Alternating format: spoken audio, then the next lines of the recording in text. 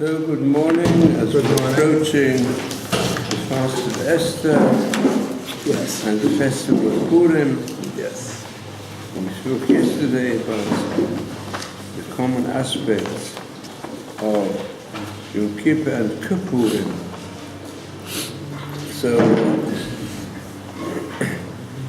there's also one explanation, quite apart from what said yesterday, of the parallel aspects of Purim and Kippurim, hinted at already in the Zohar.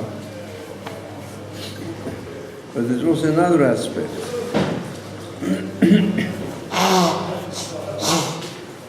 On Purim, very many Jews dress up as Goyim, as non-Jews. Yes. And on Yom Kippur, many Jews who live like non-Jews all the year, they dress up like Jews. Yeah. That's true. Yeah. Anyway, let's hope that the deeper significance, however, is as follows. I want to go deeper because we spoke about it quite late. The deeper significance is that, as you know, on Purim we have to reach the level that we get a bit drunk. Ad lo yada. You know, Ad lo yada has even become the slogan for the most festive Purim processions. Very famous in Tel Aviv. Every year, they make a huge procession, Ad lo yada they call it. He doesn't know the difference between, what is it, between whom? Between Aro Haman and Boruch Mordechai. So you've got to be a bit drunk. And I'll tell you something, we're living in such a fantastic period when it turns out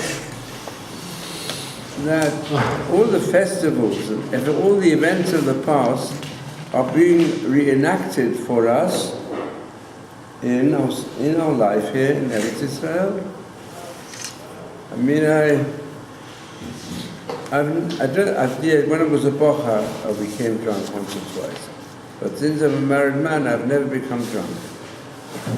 But at the Purim, which came at the end of the Gulf War, I became a bit drunk because of the events. You don't know what it was like in the Gulf War. We had to go and run to the sealed rooms when the scuds were exploding. That was the first Gulf War. Yes, yeah. And it went on and on and on. What knocked you out? It went on and on. And on Purim, it all stopped. Purim, announcement, finished. Saddam has been conquered. It was such an occasion. And I heard the speech of the national pacifier on the radio, who was up to date on where the Scots were going to fall. He had a few minutes to find shelter. So he called Nachman Shai. He had been a member of Knesset. So I was present when he was given a prize by some organization for the marvelous way in which he calmed the people. But you know, Israel did nothing in that Gulf War. When it was under the government of one of the most right-wing members, Shamir, and it was all done by the American armies. We couldn't do a thing except try to protect ourselves. And it turned out that there was no one really killed from the actual Scots, the 39 Scots. They came out 39 Makot, from Am Yisrael, Makot Makom Mita. So when he came on and gave his speech, I was so impressed.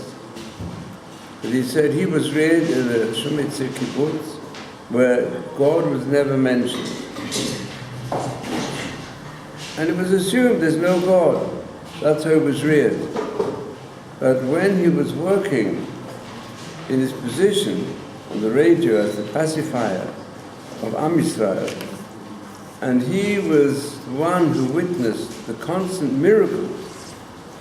But there were so many, these scouts, for example, they hit the gasworks of Tel Aviv. But at that time, when it hit the gasworks, there was no gas flowing in the pipes. There was some technical hitch. There were so many, one of the pictures which are most spread far and wide was when a scud hit a mansion in Ramat Gan, which became a huge heap of rubble, and from the bottom of the rubble you could see a face looking out, with the owner of the house inside, and his life was saved. And 6 months later, that man came to visit me in the yeshiva, and he said it was such a miracle that his life was saved. The scud destroyed the whole house. It was a few stories house. But his life was saved. So he became a Baal Teshuvah. He said it must be the hand of God. And that's exactly what Nachman Shai said. It's the hand of God. And he recognized God protects the people of Israel. So this is, to come back to Yom Kippur. The truth is, if you go into it more deeply, the slippery slope of losing the enormous benefits and the enormous miracles of the Six-Day War was the Yom Kippur War. Yom Kippur. And the Yom Kippur War is termed in the annals of contemporary history a Ridat Adaman earthquake. But after the Yom Kippur War, at the beginning, everybody said it's miracles and the hand of Hashem. But people forgot it to some extent. It's true, some didn't forget Baruch Hashem, so that gave a push to the Tshuva movement.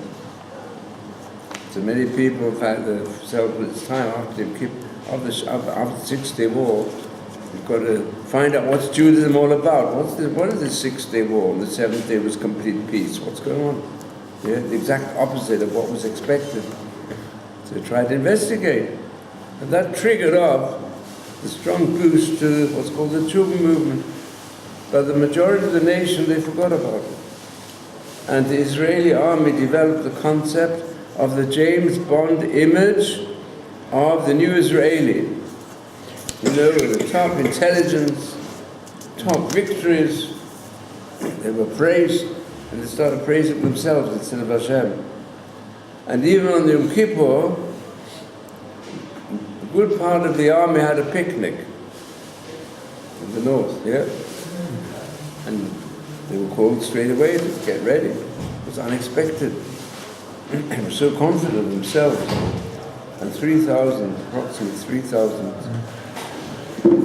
soldiers and others were killed in that war. It was considered a slippery slope. And since then, the slippery slope went down and down and down.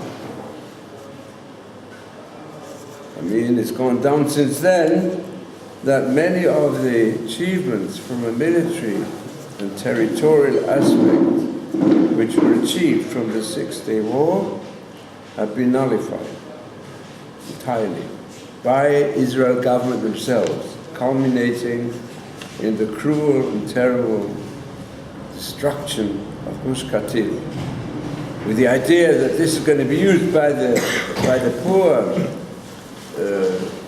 and so many unemployed Palestinians.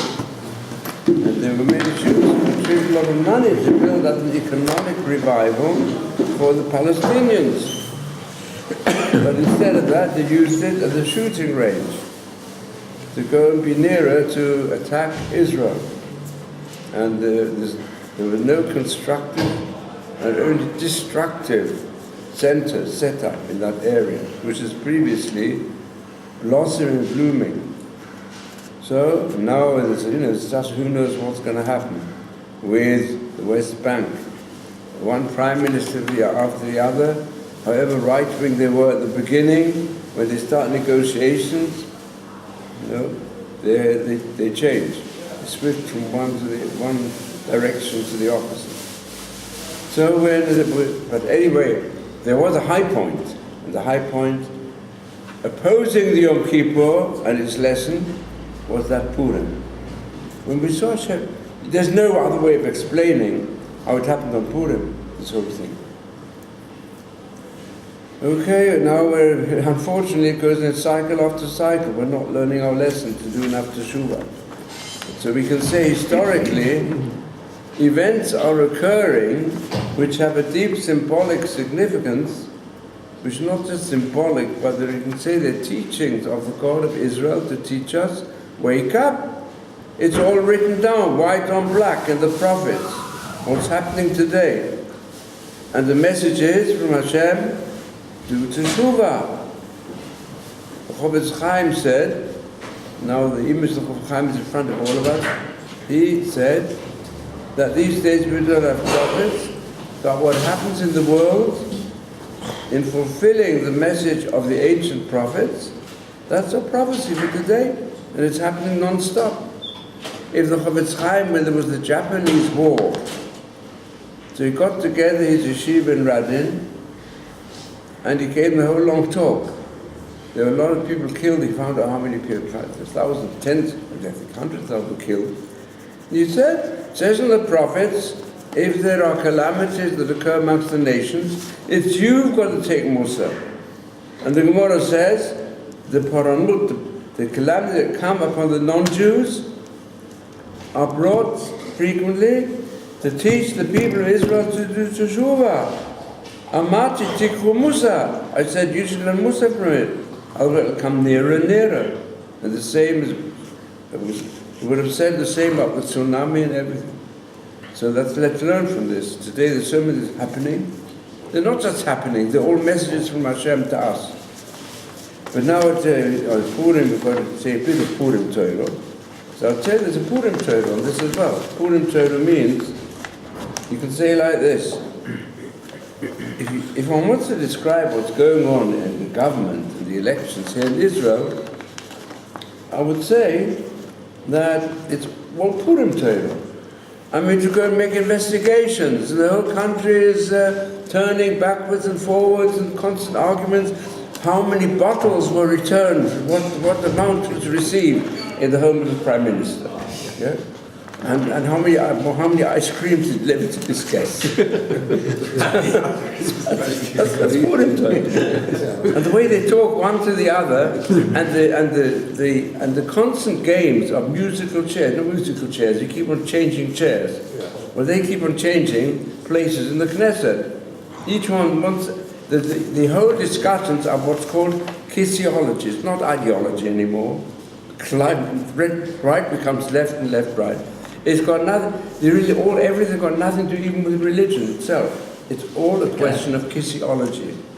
If a person feels that he can best get many seats in the Knesset, if he's going to attack the Haredim, so they'll do it. It's all got to do with that. And how far you're going to support certain bills or not, all depends on how many seats you can get. It's all a question of how you can be a demagogue and put forward your points well and get the best. You've got to make it, of course, to get the best people who are people who can promote personalities amongst the wider public through all the mass media. That's how the decisions are made. And I have the feeling a bit that there's one element which is indeed very important, is the element of the threat of Haman. Of the Haman today, of Iran. Of course, that's one of the major questions. And that should be debated in a proper manner, instead of all surrounded by this Purim spiel. It's Purim. Anyway, so to tell you this, on Purim, the service of Hashem is done, you've got to eat and drink and give gifts and be happy, even the extent that you use your da'at. You're not judging things anymore called the da'at, but when you get drunk, you judge things according to your euphoria. And it's very dangerous, because they're very joyous, because they're very dangerous. So therefore, the halacha is, don't get too drunk. You get a little bit in so that things will come out that are generally hidden. But the essence of Purim is to allow the hidden personality, that's also Esther, the hidden personality to come forward. And the sages say There are three ways in which the hidden personality of a person comes forward. B'shlosha devarim ha'adam nikar.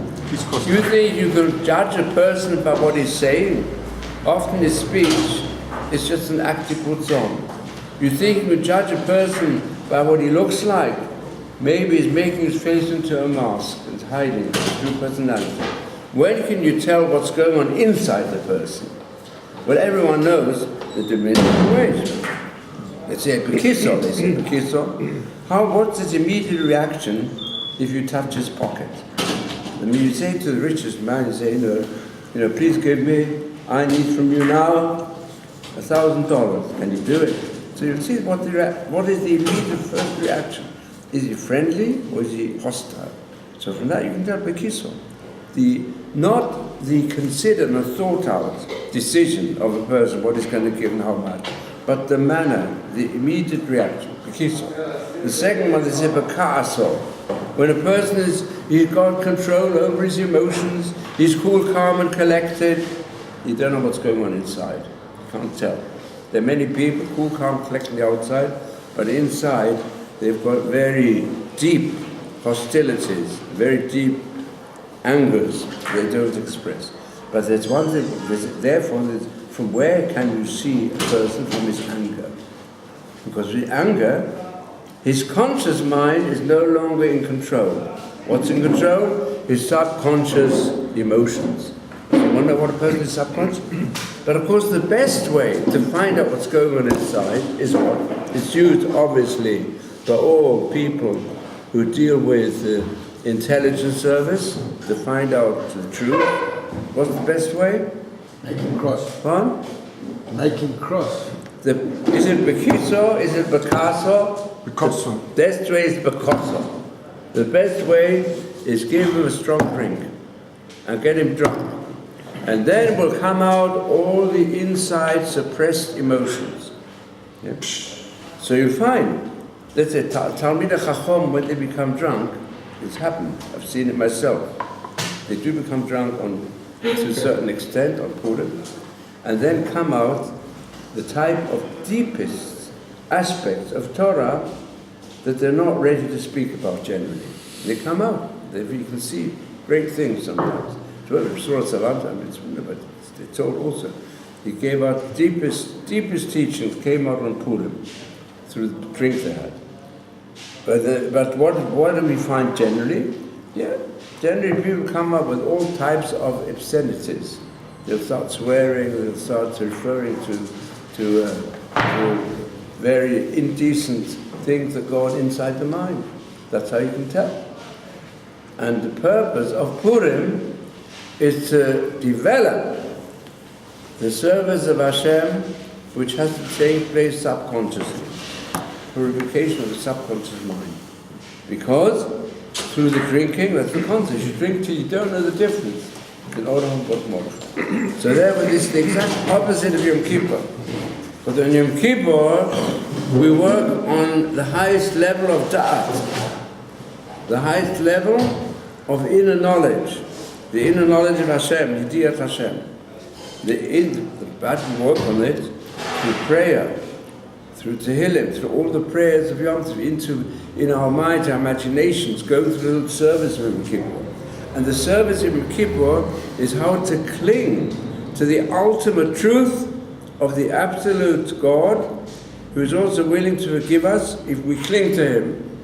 And that's the deeper concept of Yom Kippur, is to serve Hashem with da'at as much as possible. Atu chonelum da'at is the first blessing we say. Well, that's the way you come really, then we say it. V'dapkeinu mitzvotecha, next bracha. Through the da'at, you can cling to Hashem. For the person, the da'at of Hashem is the highest level. But Purim is higher. Kippurim is only like Purim. Purim is even higher. Because on Purim, you have to learn to reach Da'at Hashem, to reach closest to Hashem without that, with the subconscious mind. The subconscious also cling to Hashem. I'll tell you something from that. I had the chance to learn Chavrusa with Gali Rabinovich's father. One of the greatest Talmidim was in England, the Rav of Sunderland. He knew Yeshivat. He was in a coma for his last years. He was a coma for a few months. And his son, Gedav, learned Chabrusa, great Talmud Chacham. He was sitting with him frequently. In the coma, he went through, he said quietly in his lips, conscious. He went through the whole Tanakh and the whole of the Shas Bavli. I think also Shas Shalom. Because he used to, when he was learning, he learned it so much, he learned it by heart, he learned it into his heart. So when he was in the coma, it was constantly, went in cycle, constantly going over the whole Tanakh, one book after the other, and the whole Shas Bavli, the Shas Shalmi. I think he went over to the Rambam also. Who's that? Rabinovich. He's got his grandchildren. There's a person here living opposite Rabbi Rabin, his grandson, Rabinovich. A lot of Rabinovich family, one is Sharei Chesed, the grandchildren. So this is the power of Torah. So it's a great. Therefore, Yom Kippur is very likely. So there are a lot of interpretations you can give.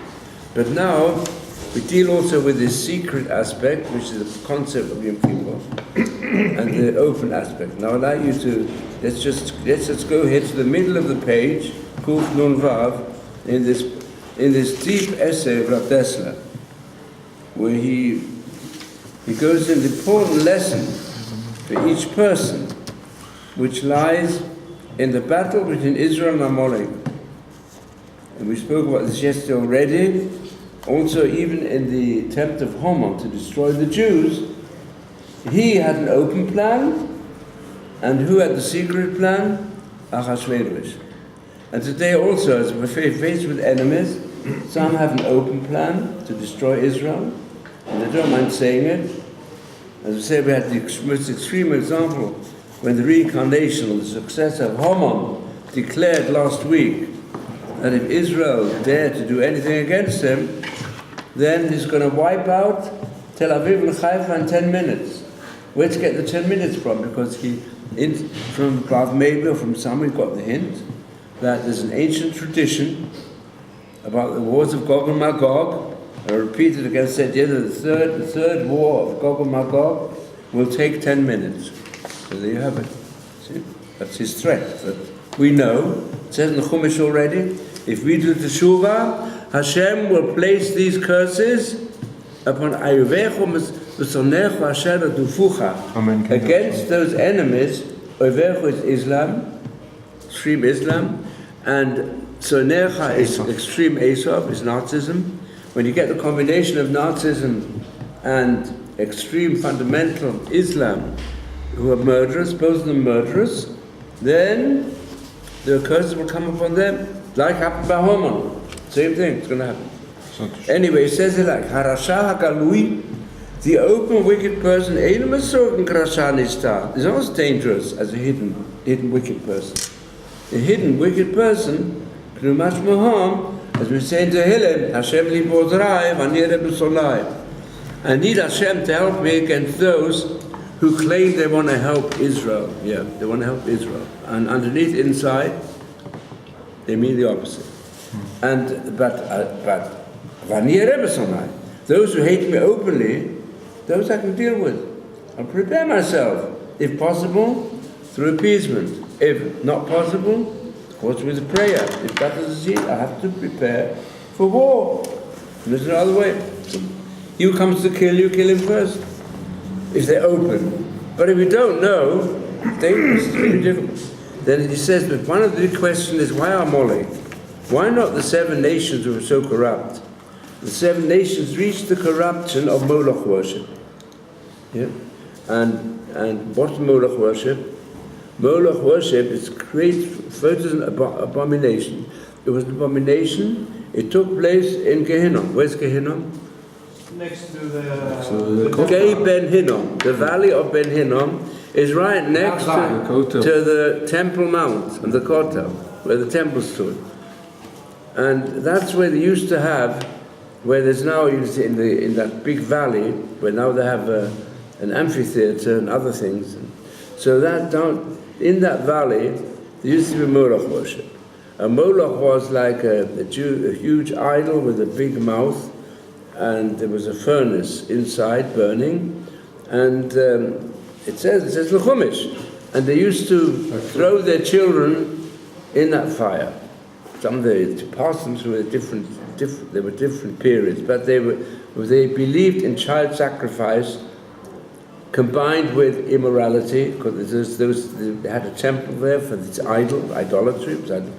So they sacrificed them to this idol. And this is referred to in the Chumash as being the most terrible corruption of idolatry and sexual profanity, and combined with murder of children, even murdering children.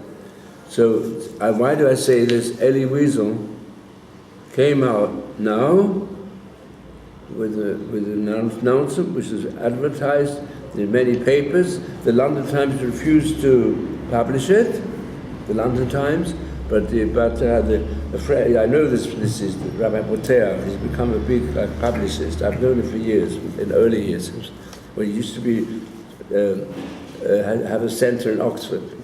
I spent a Shabbos there with him once. He's a bright fellow who has by now he's got a big influence in America. He put adverts in all the major papers in America of Elie Wiesel, who is the face of the Holocaust, and he brought out that what Hamas did. I've been talking about the others. Hamas are doing Moloch worship. They're allowing children and women to be shields for their terrorists.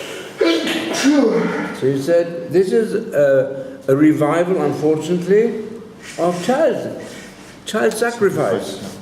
They don't mind sacrificing their own children in order to achieve their ends of the yichad, of destroying the non-believers or whatever. And that's Hamas, yeah? That's Hamas with whom we waged the war. And they're the ones who are now bringing it in the Hague. What's going on here?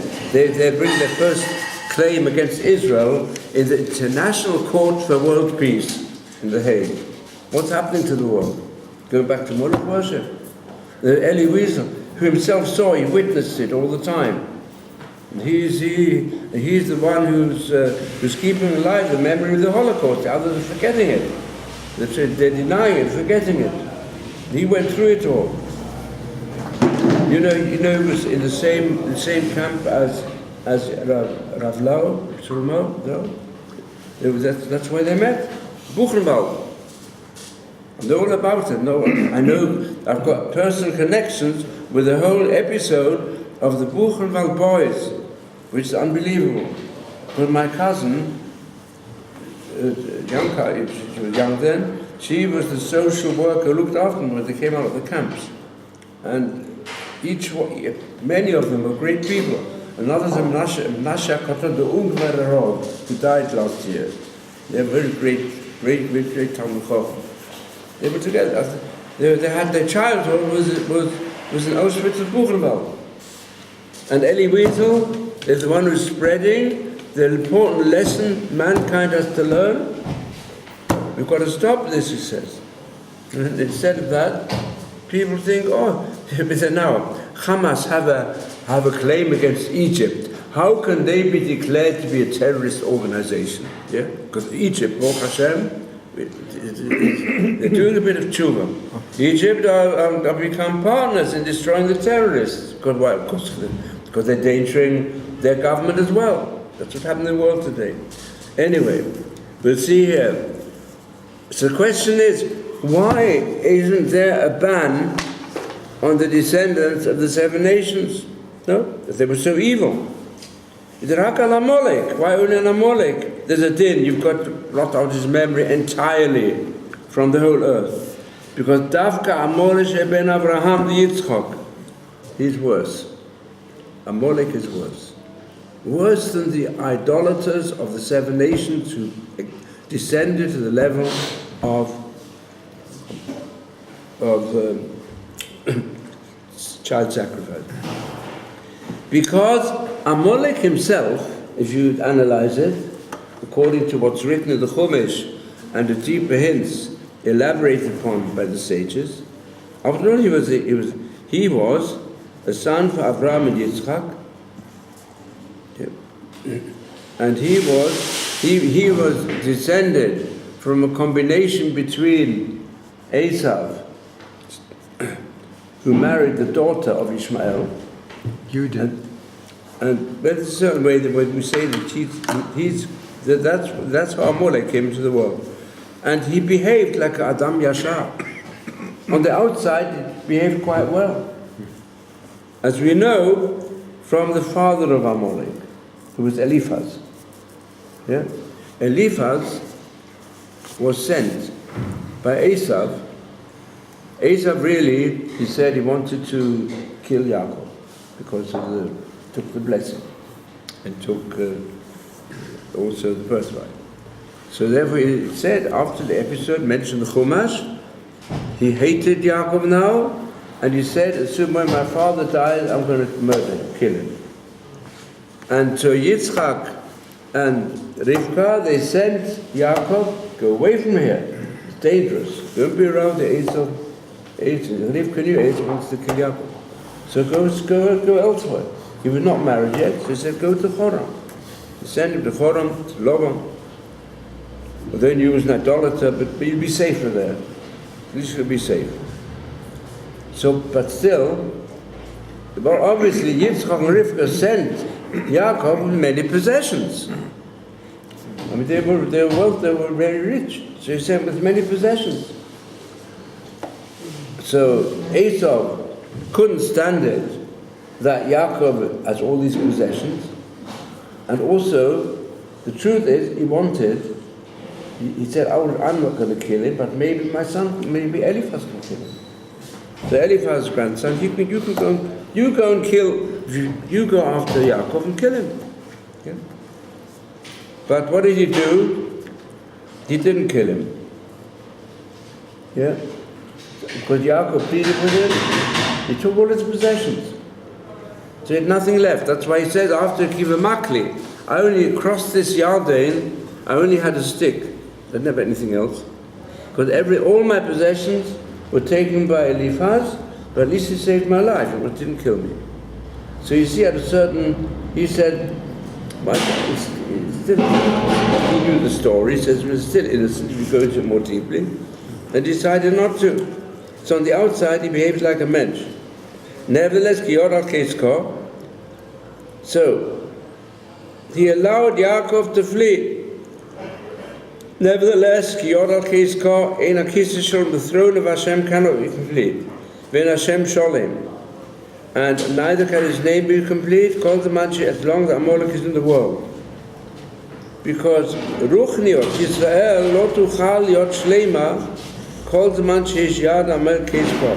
The spiritual level of the world through the people of Israel cannot be attained as long as Amalek still has power over the half throne and the half name of Hashem. The revelation of the glory of Hashem is stopped and blocked as long as Amalek exists. Calls much as Magmol. Because on the outside, Amalek seems to be the first and the strongest amongst the nations. At the same time, he denies God entirely. That's why you have to destroy him altogether. So I'm going to explain this first by myself, this concept, when we're dealing with what's happening today, because we see it today. And I do it on the basis of the words of the Rambam concerning the mitzvah of blotting out Amalek. The Rambam deals with this question. How can you identify people today? All the nations become intermingled. The Torah is against these lies of different historians that there is such a thing as a pure race. No such thing. All the races, all the nations have been mixed up one with the other. That's historical truth. And that's already mentioned in the Chumash. When the Chumash speaks about the 70 nations, all with a different name, it gives 4 criteria. and they're all intermingled one with the other. One is in truth ethnic, which means descendant. But of course the descent can be from two different groups, mother and father. So that's in any case only a partial definition of a person's attachment to previous nations. Yeah. But certainly ethnicity has got to do with the way in which the nation developed and spread out. And even today it continues. That's one aspect. There's only one out of four. The second one is geographical. So if people move, because nations took up certain territories, but they didn't remain there. So it keeps on changing. In the course of history, it changes dozens of times. But groups go from one place to another. There's still certain areas which are more identified with one type than the other type. So even today, one speaks about the Indo-European groups and the African groups, the Asiatic groups, it's big different groups. But it's just general overall groups have no definition. Then comes in the Chumash, the beginning of the Chumash, language, where language certainly travels and becomes intermingled. And the fourth one is their cultural lifestyle, which includes religion, and all the other aspects of culture. It's all mentioned, but it says, Lemishmochotam, Le'artzotam, Legoyehem, and Lilshonotam, four different definitions, which is the clearest definition concerning the intermingling of all the nations in the world. And I had this is written even, I had correspondence with him, the greatest non-Jewish expert, Professor John Albright from Baltimore, who confirms this. It's the history of the ancient nations. This list of the 70 nations in Parshas Noach has all been corroborated historically. So they're all intermingled. So how can you say, well, who's Amalek? So the Rambam says this also, all the nations have been mixed up. And therefore all the laws concerning, it's halachic as well, concern Egyptians, concern Moabites, no longer have application. But it does say that Amalek, Zeicha Amalek remains. It's not Amalek, but Zeicha Amalek. What Zeicha Amalek mean? It means that extreme effort to destroy the conscience of the human being. V'lo yarei Elokim. The word yarei Elokim is used already in Bereshis to refer to a non-Jewish society that support murder, that supports also cruel acts. So, Amalek is that power within mankind that is totally destructive of the human conscience and wants to destroy it. So therefore, many people said, well, amongst the Nazis, the Nazi approach, that is the Zeicher Amalek, because they're still alive. And we all thought after the destruction of the Germanic Holocaust, the Shoah, the mankind will wake up. Haven't woken up. And what's happening there reminds me a little bit of what happened to America and Auschwitz. Roosevelt,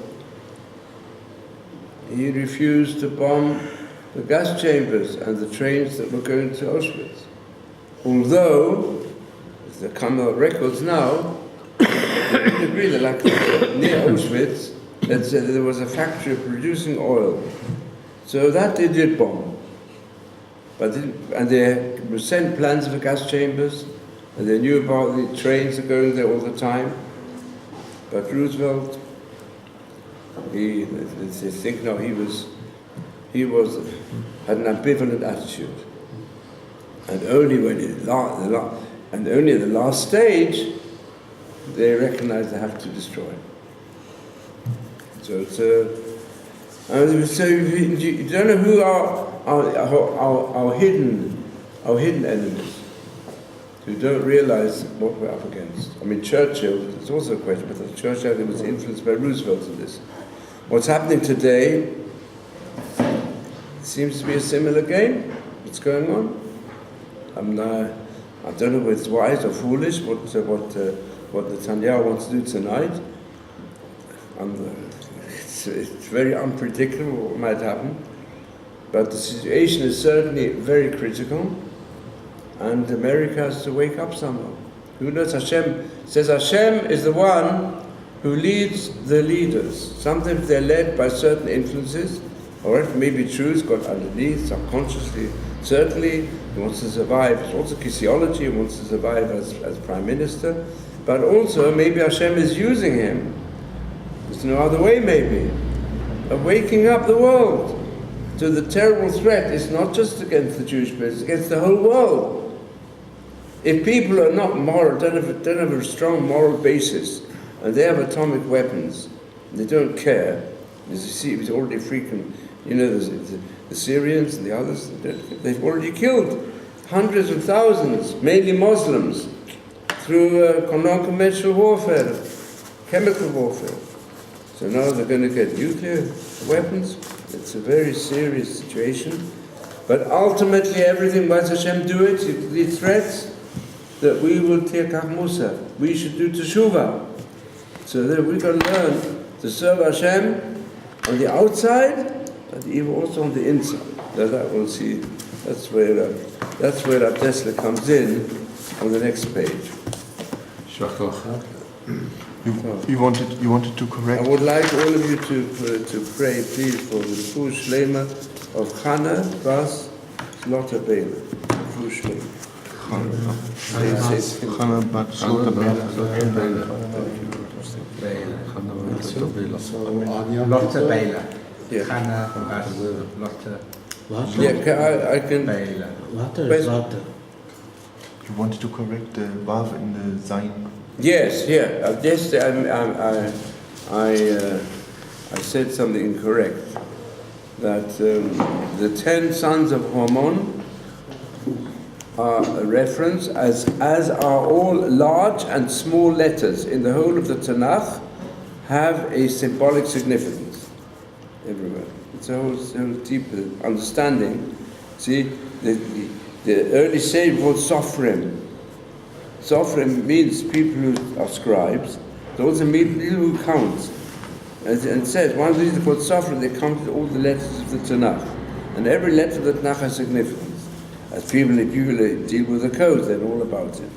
But even you don't accept everything in the codes, but this is a clear tradition. It's going back to thousands of years. So the 10 sons of Hormon are unusual because the letters in which they're written are not the normal ones. Either they're very large or very small. And the small letters are Tov, Shin, Zayin, if you look carefully. Tov, Shin, Zayin.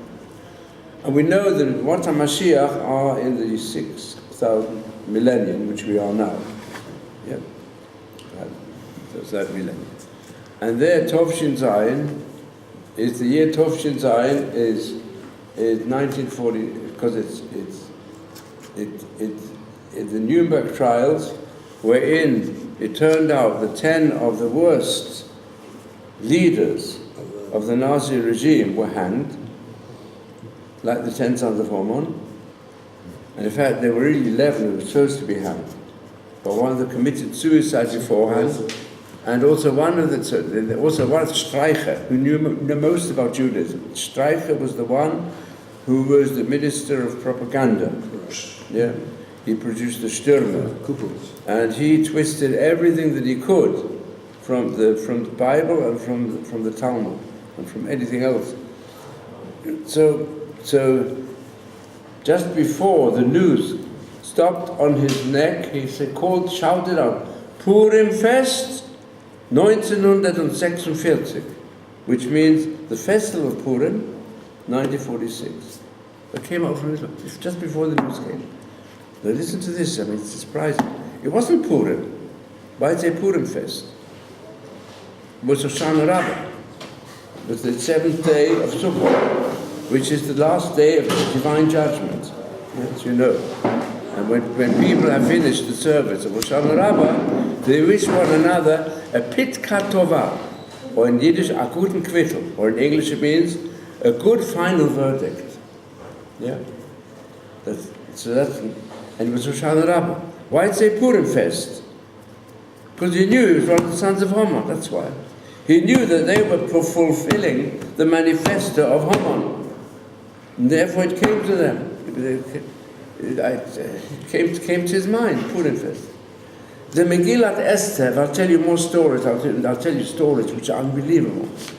How Megillat Esther contains also the code which produced the first knowledge of the gas chambers.